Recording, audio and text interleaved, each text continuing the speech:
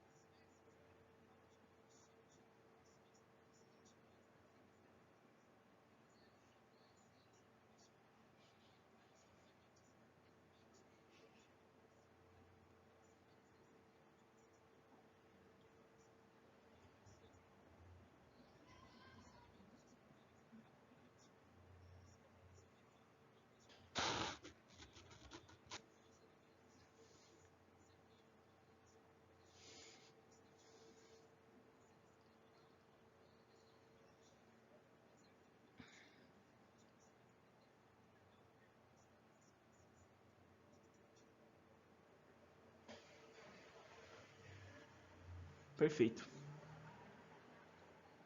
Então, agora que vocês já viram um pouco mais sobre o conceito de evolução natural, respondam a pergunta que eu pedi para vocês copiarem no último slide no caderno. Tudo bem? Responderam? Perfeito, então vamos dar continuidade. Então, pessoal, aqui a gente vai ver umas tabelinhas que vão comparar, tá? Basicamente, esses dois conceitos, tá? Então, quais são os agentes de seleção quando nós falamos de seleção natural? Então, natural, né, é um agente de seleção neutro, vamos dizer assim. O ambiente que vai selecionar os animais, né, vamos dizer assim, os adaptados, tá? Então, as alterações climáticas, por exemplo, é um exemplo de alterações naturais. Então, uma região pode sofrer algum tipo de alteração climática, né? Uma alteração que impacte diretamente aquele ambiente, vamos supor uma queimada, por exemplo, certo? Se o ambiente for devastado por uma queimada, por exemplo, esse ambiente vai ser totalmente alterado, né? Inundações, muitas vezes, então pode ter ambientes em que haverão ali inundações, e isso pode isolar algum tipo de região, ou até mesmo alterar ali completamente a flora daquele lugar e, consequentemente, a fauna também, porque a gente vai entender que está tudo relacionado, tá? Os predadores, né? Se algum predador é inserido naquele ambiente, ele pode modificar totalmente as características dos animais que ali estão. Enfim, nós temos diversos fatores naturais, certo? Que vão ali, de certa forma, impactar e agir como um agente de seleção natural, certo? Agora, quando a gente fala de intervenção artificial, a gente está falando quando a gente fala de seleção artificial, nós estamos falando da intervenção humana. Então, é tudo aquilo que o ser humano tem ali, de certa forma, um dedo, vamos supor. É alguma coisa que o ser humano tocou ou influenciou de alguma forma, tá? Então, na seleção artificial, nós seres humanos vamos literalmente ditar o caminho em que aquela espécie, aquela forma de vida vai evoluir, né? Principalmente com as suas características. Na teoria, nós vamos sempre buscar características positivas para nós, nem sempre características positivas para aquele animal, né? Então, isso aconteceu com todos os animais domésticos que nós temos aqui hoje, com a grande maioria das frutas, dos vegetais, dos legumes, né, que nós comemos hoje. Então, eles não eram assim no início, nós fomos selecionando eles artificialmente, tá? Como no exemplo que eu dei em sala de aula, o milho, né? O milho não é como a gente conhece hoje, esse milho bonito, com uma espiga bonita, com os milhos bem grandes e carnudos. Não, no passado eles já foram espigas pequenas, espigas singelas, que não tinha tanto valor nutricional quanto a gente tem hoje, certo? Bom, qual vai ser o impacto na variabilidade genética, né? Basicamente, qual impacto isso vai ter na diferenciação genética, né? Na variabilidade genética, vamos dizer assim. Basicamente, não tem como explicar melhor, resumir melhor, tá? Então, basicamente, pessoal, na seleção natural, isso vai, de certa forma, reduzir ou aumentar a variabilidade genética dependendo das pressões seletivas do ambiente. Então, vai haver exemplos em que um grupo de animais eles vão sofrer dada pressão seletiva do ambiente. Isso vai fazer com que eles, por exemplo, ou se especializem muito em alguma coisa, e isso de certa forma diminui a variabilidade genética, porque um grupo de animais vão se especializar em algo, certo? Ou pode sofrer uma outra pressão seletiva do ambiente, pode ser que pequeno grupo de animais agora tem um ambiente vasto para se explorar. E aí você vai acabar tendo uma variabilidade genética maior, porque esse pequeno grupo de animais vão se tornar várias subespécies, né, diferentes para explorar cada cantinho desse ambiente novo. Então vai depender muito da pressão seletiva do ambiente em questão, tá, para dizer se vai aumentar ou diminuir a variabilidade genética. Agora, quando nós falamos de seleção artificial, quase sempre isso vai reduzir significativamente a variabilidade genética, mesmo porque a principal forma de seleção artificial é selecionando aqueles animais que possuem, ou aquela forma de vidas que possuem características que nós queremos, e cruzando elas entre si, basicamente depurando assim na árvore genealógica dessa espécie aquela característica que nós queremos. E isso, óbvio, vai fazer com que a variabilidade genética diminua, tá? Porque a gente está literalmente selecionando aquele gene específico que a gente quer. Então, se eu quero esse gene específico, eu só vou juntar ele com esse gene específico até ele se apresentar da maneira que eu quero, por exemplo, tá? Então, basicamente é isso, certo? Velocidade da mudança. Quanto tempo demora, por exemplo, para acontecer essa mudança na seleção natural? Então, na seleção natural, pessoal, esse processo ele é muito demorado, tá? É um processo que vai demorar ali milhares e milhares de anos e vai depender, claro, da pressão seletiva natural daquele ambiente e também da taxa de reprodução das espécies. Tem espécie que basicamente demora mais a se reproduzir do que outras. Isso vai consequentemente impactar no tempo que as características vão ser passadas adiante. Né? Então, se for uma espécie, por exemplo, que se reproduz muito rápido, vamos supor aí bactérias, estão sempre se reproduzindo, uma característica vai ser passada adiante muito mais rápido, certo? Do que, por exemplo, vamos supor aí, nós, seres humanos, que demoramos aí 9 meses para gestar uma criança e dar a luz a ela. Né? Então, você vê, é quase um ano aí para que se nasça um novo indivíduo, tá? Com características distintas, com características novas, ou com aquelas características que foram passadas para ele. Então, percebem, tá? Isso vai demorar muito tempo, principalmente a depender da taxa de reprodução dos animais. Tá? Mas também tem o fator mutabilidade que vai acontecer, onde essas mutações são aleatórias. Então pode acontecer por algum erro genético, haver uma mutação aleatória que vai dar ou uma vantagem ou uma desvantagem para aquele indivíduo naquele ambiente em que ele está inserido. Tá? E isso vai fazer com que ele se reproduza mais e consiga passar adiante essa característica, ou, se for desvantajoso, que ele seja predado ou morto mais facilmente, ou não consiga se reproduzir devido a essa falha genética, essa mutação, e isso vai fazer com que essa característica finde ali com ele, morra ali com ele, certo? Então, isso são processos muito mais demorados, tá? Em contrapartida, quando falamos de seleção artificial, essa velocidade da mudança ela é muito mais rápida, né? Porque nós, por seres humanos, por exemplo, podemos acelerar a reprodução de algumas espécies, né? E por ser uma seleção artificial, uma seleção bem mais específica, nós conseguimos ali, de certa forma, direcionar já hoje em dia diretamente a mudança que nós queremos, né? Que são, por exemplo, os alimentos que a gente vê aí, que são os alimentos transgênicos, tá? Então, são alimentos que foram modificados geneticamente e já estão sendo consumidos aí no mercado internacional, nacional, enfim. Já virou parte do nosso commodities, né? Quase todos eles são alterados geneticamente para apresentar, por exemplo, desde resistência a algum tipo de agrotóxico, algum tipo de toxina ali colocada no campo, ou até mesmo selecionados para render mais, para conseguir suportar mais períodos de seca e coisas do gênero, tá? Tudo isso em laboratório, rapidinho, tá? Hoje em dia também conseguimos, uma vez com o genoma mapeado, nós conseguimos quase que montar, tá, um ser vivo com as características que nós queremos. Porém, envolve todo aquele código de ética, bioética, enfim, tá? Mas em algumas pesquisas isso já é utilizado. Tudo bem? Então, seleção artificial, a velocidade de mudança é muito rápida, tá? Direcionamento da mudança, né? O que vai direcionar essa mudança, tá?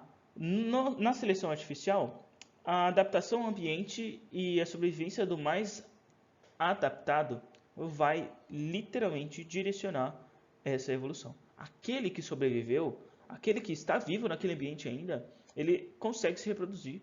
E uma vez se reproduzindo, ele vai passar adiante as características que ele tem, certo? Se eu tenho bigode, eu vou passar para o meu filho esse gene do bigode. Né? Se esse bigode for vantajoso para mim, me der vantagem no ambiente que eu estou, esse bigode também vai dar vantagem para o meu filho, vai dar vantagem para o meu neto, vai dar vantagem para o meu bisneto, até o momento em que ele estiver dando vantagem. Se alterar o ambiente, acontecer alguma coisa e o meu bigode for uma desvantagem, logo o indivíduo que tiver bigode vai provavelmente morrer mais facilmente, porque ele vai estar em desvantagem ali por algum motivo. Tá? Mas, enquanto a isso, basicamente a adaptabilidade daquele indivíduo, a característica que permite que ele seja bem sucedido naquele ambiente que vai direcionar a evolução. Tá? Agora, quando a gente fala de seleção artificial, tá? Quem vai direcionar isso são os nossos objetivos. Se eu quiser, por exemplo, que a cenoura a partir de hoje seja vermelha, eu posso modificar geneticamente a cenoura para que ela seja vermelha. Tá? Por quê? Vai dar alguma característica vantajosa para a cenoura? Não. Isso vai fazer com que ela se adapte a ambientes secos? Não. Só é vermelha porque eu quero. É meu objetivo. É o objetivo do homem deixar a cenoura vermelha porque eu quero, sei lá, plantar ela no festival de lua vermelha, por exemplo. Aí só vai ter cenoura vermelha, batata vermelha, milho vermelho. Tá? Isso vai ter algum impacto é, na sobrevida dessa cenoura, alguma vantagem evolutiva para ela? Não. Tá? É nós, seres humanos, que quisemos fazer isso. Eu vou espirrar. Desculpa. Então, basicamente é isso, tá? Então, a seleção artificial, ela é ditada pelos objetivos humanos, certo? Bom, então, trouxe aqui mais um vídeo para a gente entender melhor aí, agora que eu já expliquei, mas que vocês possam visualizar melhor, tá? Como funciona essa teoria da evolução de Charles Darwin. E ela realmente inspirou algumas ideias, tá? Só acho interessante vocês se atentarem que a teoria da evolução de Darwin não tinha ali o conceito ainda de genética, tá? Então, ele sabia que as características eram passadas adiante, mas ele não sabia como essas características eram passadas adiante. Tá? A gente não conhecia o material genético, a gente não conhecia nada sobre genética, sobre ancestralidade, né? Ele falava sobre ancestral comum, sim, mas não sabia como essas características ancestrais eram passadas adiante. Só depois, com Mendel, que a gente vai entender o que são esses alelos, o que é genética, o que é informação recessiva, dominante e assim por diante. Tá? Mas, de certa forma, o darwinismo, vamos dizer assim, a ideia de Charles Darwin, ela foi amplamente divulgada na época por ser inovadora e inclusive inspirou várias ideias, inclusive ideias muito ruins, de certa forma, como por exemplo as ideias adotadas pelos partidos alemães de pureza, vamos dizer assim, de ser superior, né, por conta dessas ideias evolucionistas. Vocês vão ver isso depois, eu acho, se não me engano, em neodarwinismo, mas basicamente é isso, tá? Então, foram ideias que foram amplamente aí divulgadas, certo? Então vamos ver um videozinho pra gente ver.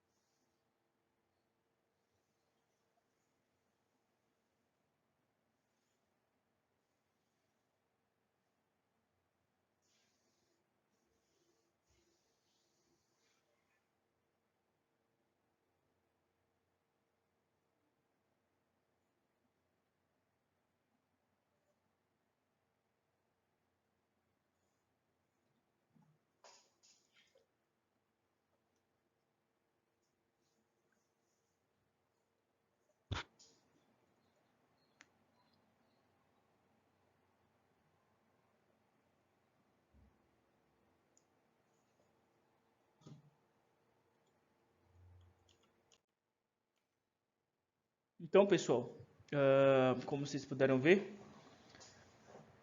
cara, é incrível, né? Como os pesquisadores, né? Todas essas pessoas que foram extremamente importantes para nossa história, elas têm as suas próprias histórias. E essas próprias histórias também são incríveis, né?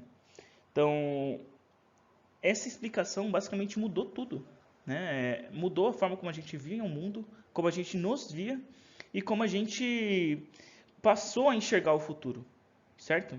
E então isso é algo que a gente tem estudado até hoje. Quais são os impactos, por exemplo, do homem na Terra e como nós estamos impactando as outras espécies, uma vez que nós estamos por toda parte e, consequentemente, estamos alterando todos os ambientes. Não tem um ambiente sequer que o homem não altere, tá? Então a gente tem, por exemplo, sacos plásticos até no lugar mais profundo do mundo, no final das Fossas das Marianas, assim como nós temos lixo jogado também no topo do Monte Everest, tá? Nós estamos impactando o meio ambiente, acelerando o processo de efeito estufa e de aquecimento global. Então, pessoal, de certa forma, nós estamos alterando todo o planeta, certo? E como que alterar o ambiente que esses animais estão podem alterar, na verdade, como alterar esse ambiente que os animais estão vão impactar esses animais que ali estão, certo? E é por isso, por exemplo, que nós, desde, sei lá, da primeira grande revolução industrial até hoje, nós tivemos centenas, até mesmo milhares de espécies que foram extintas, né? Justamente por conta desse comportamento do homem, comportamento de caça, comportamento de desmatamento, comportamento de poluição, comportamento de expansão das cidades, certo? Então, tudo isso, pessoal, são coisas para se pensar. Em contrapartida, voltando para o tema do vídeo, vocês puderam perceber como a evolução, a seleção natural, ela contribuiu para a variação das espécies que nós temos hoje, né?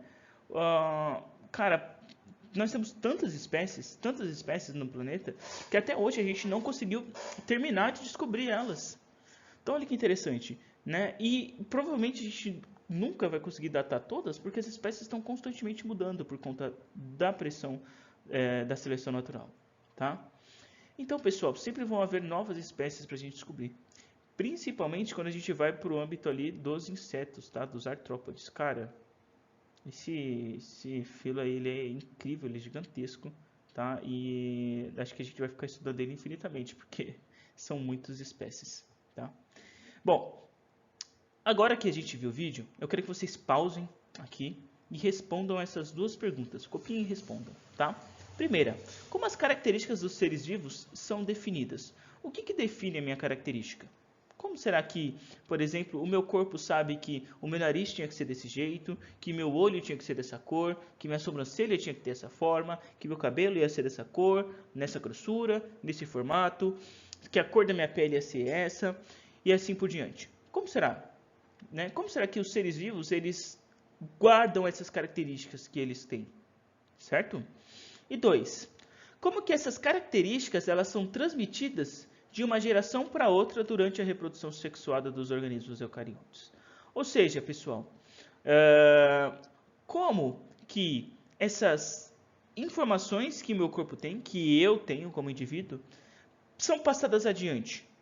Por exemplo, se você se olhar bem, com certeza você vai ter alguma característica ali que lembre ali o seu pai, ou que lembre ali a sua mãe, que lembre o seu avô, a sua avó, tá? Ou alguma coisa que faça você, se filho biológico, parecido de certa forma com os seus parentes, né? Pode ser o tom da voz, a cor da pele, alguma característica distinta no olho não, no rosto, certo? Uma pinta, ou seja, alguma característica que vai fazer com que você olhe assim e fale, não tem como eu não ser filho desse cara ou desse casal, certo? Ou até mesmo, como será que se eu tivesse um filho, eu passaria para ele, por exemplo, a cor do meu cabelo, a cor do meu olho, a cor da minha pele? Como que essas informações elas são passadas? Tá? Então é isso que eu quero que vocês respondam na 2. Então, como que fica guardadas as informações nossas? E 2, como que essas informações são passadas? Tá? Simples, né, pessoal? Fácil, tá? Mamão com açúcar. Então, pessoal, ele está aqui abordando alguns temas que vocês viram lá no primeiro bimestre, certo? Mas, basicamente, a gente está, mais pra frente a gente vai casar isso com o tema de genética, e aí talvez as coisas compliquem um pouco mais, mas nada que seja um monstro aí, tá? Vocês conseguem lidar com isso tranquilamente, tudo bem? Bom, aqui é interessante, tá? Então, pessoal, olha que legal, aqui a gente tem um exemplo, certo? Eu quero que vocês leiam essa tirinha e depois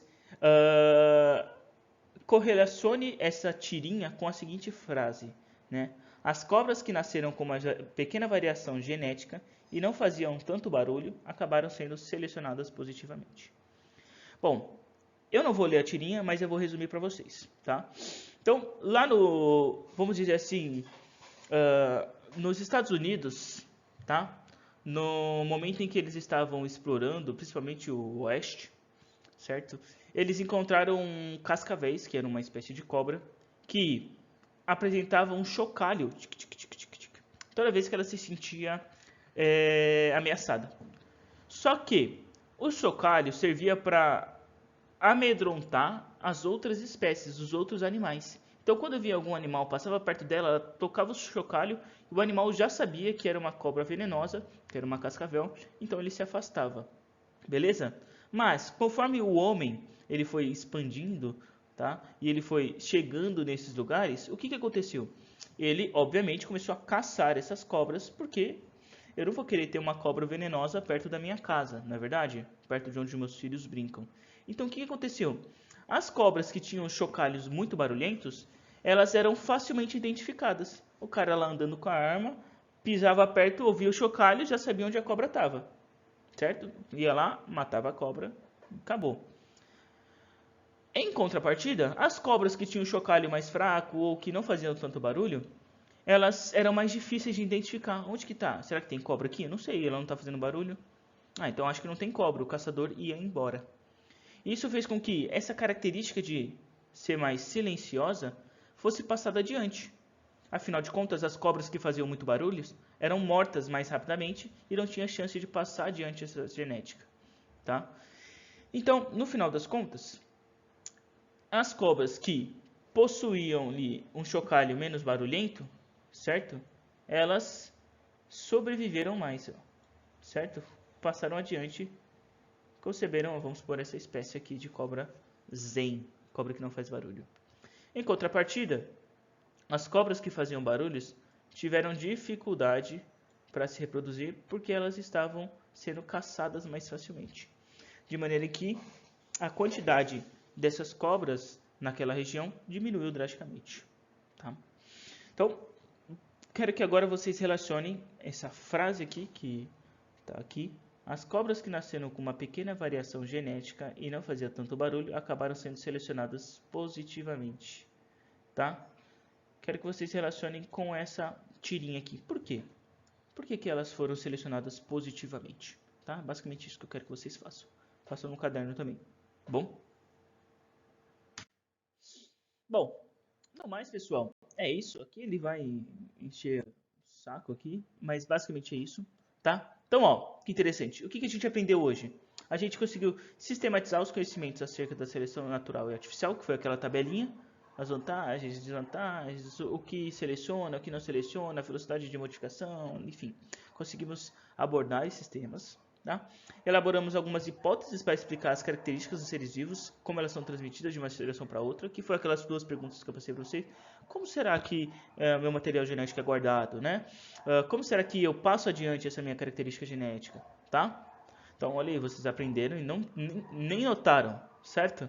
E, por último, relacionamos o conteúdo da base genética com os projetos biotecnológicos, que é basicamente aquilo que a gente viu no começo da aula também, de como nós conseguimos alterar artificialmente muitas coisas, tá? E como, enfim, hoje a gente tem conhecimento genético das coisas, certo? Tudo bem, pessoal? No mais, é isso. Aqui temos as referências, tá? E foi isso a aula de hoje. Se vocês tiverem alguma dúvida, eu vou estar no chat aí esperando para responder vocês. Tudo bem, pessoal? Se vocês quiserem também rever essa aula, vocês podem ir pelo CMSP ou ir pelo canal no YouTube também, tá? Professor Matheus Sodré, vocês vão me achar lá e vão conseguir ter acesso a essa mesma aula aqui, porque eu subo elas no YouTube. Tudo bem? Muito obrigado então, pessoal. Espero ver vocês na próxima aula. E tchau.